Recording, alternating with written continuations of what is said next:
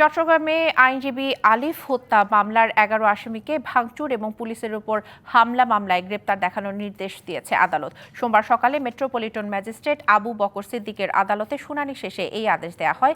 গেল ২৬শে নভেম্বর সম্মিলিত সনাতনী জাগরণ মঞ্চের মুখপাত্র চিন্ময় কৃষ্ণ দাসের জামিন নামঞ্জুর করে কারাগারে পাঠানোকে কেন্দ্র করে সংঘর্ষের সময় আইনজীবী আলিফকে কুপিয়ে এবং পিটিয়ে হত্যা করে দুষ্কৃতিকারীরা।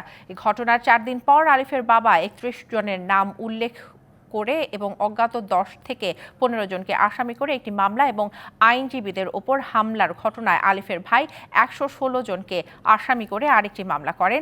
এছাড়া পুলিশের ওপর হামলা এবং কাজে বাধা দেওয়ার অভিযোগে ৩টি আলাদা মামলা করা হয়েছে। তবে কোন মামলায় আসামি করা হয়নি চিন্ময় কৃষ্ণ দাসকে, হত্যা মামলা সহ করা ৬টি মামলায় এখনো পর্যন্ত অর্ধশতাধিককে গ্রেপ্তার করা হয়েছে।